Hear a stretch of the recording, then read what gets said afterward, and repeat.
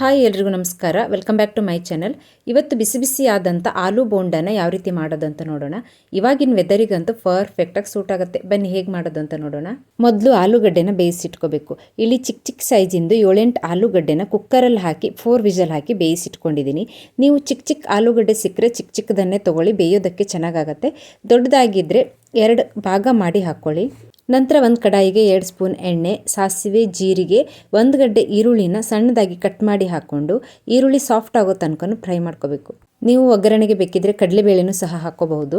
ನಂತರ ಖಾರಕ್ಕೆ ತಕ್ಕಾಗಿ ಹಸಿಮೆಣಸು, 1 ಇಂಚು ಶುಂಠಿನೂ ಸಹ ಸಣ್ಣದಾಗಿ ಕಟ್ ಮಾಡಿ ಹಾಕ್ಕೊಂಡು 2 ನಿಮಿಷ ಚೆನ್ನಾಗಿ ಫ್ರೈ ಮಾಡ್ಕೋಬೇಕು. ನಂತರ ಸಿಪ್ಪೆ ತೆಗೆದಿಟ್ಕೊಂಡಿರುವಂಥ ಆಲೂಗಡ್ಡೆನೂ ಸಹ ಹಾಕಿ ಆಲೂಗಡ್ಡೆನ ಮ್ಯಾಶ್ ಮಾಡ್ಕೋಬೇಕು. ನೀವು ಆಲೂಗಡ್ಡೆನ ಮೊದಲೇ ಮ್ಯಾಶ್ ಮಾಡಿನೂ ಸಹ ಸೇರಿಸ್ಕೋಬಹುದು. ನಂತರ ರುಚಿಗೆ ತಕ್ಕಷ್ಟು ಉಪ್ಪು, 1/4 ಸ್ಪೂನ್ ಅರಶಿನ, ಹಾಗೆ ಚಿಲ್ಲಿ ಫ್ಲೆಕ್ಸ್ ಇಲ್ಲ ಅಂತಂದರೆ ಅಚ್ಕಾರದ ಪುಡಿನೂ ಸಹ ಹಾಕ್ಕೋಬಹುದು. ಆಲೂಗಡ್ಡೆನ ಕೆಲವೊಬ್ಬರು ತುಂಬ ಸ್ಮೂತಾಗಿ ಮ್ಯಾಶ್ ಮಾಡ್ಕೋತಾರೆ. ನಿಮಗೆ ಯಾವ ರೀತಿ ಇಷ್ಟನೋ ಆ ರೀತಿಯಾಗಿ ಮಾಡ್ಕೋಬಹುದು. ನಂತರ ಸಣ್ಣದಾಗಿ ಹಚ್ಚಿಟ್ಕೊಂಡಿರುವಂಥ ಕೊತ್ತಂಬರಿ ಸೊಪ್ಪನ್ನು ಸಹ ಹಾಕಿ ಚೆನ್ನಾಗಿ ಮಿಕ್ಸ್ ಮಾಡಿಕೊಂಡು ಇದನ್ನು ಪೂರ್ತಿ ತಣ್ಣಗಾಗೋದಕ್ಕೆ ಬಿಡಬೇಕು. ಪೂರ್ತಿ ತಣ್ಣಗಾಗಿದ್ದ ನಂತರನೇ ಬೋಂಡನ ಮಾಡ್ಕೋಬೇಕು, ಇಲ್ಲ ಅಂತಂದರೆ ಬೋಂಡ ಚೆನ್ನಾಗಿ ಬರಲ್ಲ. ಇವಾಗ ಕೋಟಿಂಗಿಗೆ ಬೇಕಾಗಿರುವಂಥ ಬ್ಯಾಟರ್ನ ರೆಡಿ ಮಾಡ್ಕೊಳ್ಳೋದಕ್ಕೆ ಒಂದು ಮಿಕ್ಸಿಂಗ್ ಬೌಲಲ್ಲಿ ಕಡಲೆ ಹಿಟ್ಟು, ರುಚಿಗೆ ತಕ್ಕಷ್ಟು ಉಪ್ಪು, ಅರಶಿನ, ಅಚ್ಕಾರದ ಪುಡಿ ಇವಿಷ್ಟನ್ನು ಹಾಕಿ ಸ್ವಲ್ಪನೇ ನೀರು ಹಾಕ್ಕೊಂಡು ಬ್ಯಾಟರ್ನ ರೆಡಿ ಮಾಡ್ಕೋಬೇಕು. ಬ್ಯಾಟರ್ ತುಂಬ ತೆಳುವಾಗಿರಬಾರ್ದು. ನೋಡಿ, ನಾನು ತೋರಿಸ್ತಾ ಇದ್ದೀನಲ್ಲ, ಈ ರೀತಿಯಾಗಿರಬೇಕು. ಕನ್ಸಿಸ್ಟೆನ್ಸಿ ಅನ್ನೋದು ಈ ರೀತಿಯಾಗಿರಬೇಕು. ಇದನ್ನು ಚೆನ್ನಾಗಿ ಮಿಕ್ಸ್ ಮಾಡಿಬಿಟ್ಟು ಅರ್ಧ ಗಂಟೆ ಹಾಗೆ ಬಿಡ್ತೀನಿ. ನಿಮಗೆ ಕೋಟಿಂಗು ಸ್ಪಾಂಜಿಯಾಗಿ ಬೇಕು ಅಂತಂದರೆ ನೀವು ಅಡುಗೆ ಸೋಡಾನ ಹಾಕ್ಕೋಬಹುದು.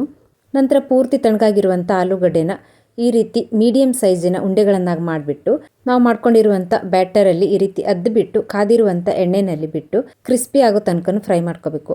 ಎಣ್ಣೆಯಲ್ಲಿ ಹಾಕ್ಕೊಳ್ಳುವಾಗ ಎಣ್ಣೆ ಚೆನ್ನಾಗಿ ಕಾದಿರಬೇಕು. ಕಾದಿದೆಯಿಲ್ವ ಅಂತ ನೋಡಿಬಿಟ್ಟು ಚೆಕ್ ಮಾಡಿಕೊಂಡು ಹಾಕ್ಕೊಳ್ಳಿ. ಹಾಗೆ ಎಣ್ಣೆ ಕೂಡ ಜಾಸ್ತಿ ಆಗಿರಬೇಕು. ಬೋಂಡ ಸೈಜ್ ದೊಡ್ಡದಿರೋದ್ರಿಂದ ಎಣ್ಣೆಯಲ್ಲಿ ಮುಳುಗೋ ಥರ ಇರಬೇಕು, ಅಷ್ಟು ಎಣ್ಣೆನ ಹಾಕ್ಕೋಬೇಕು.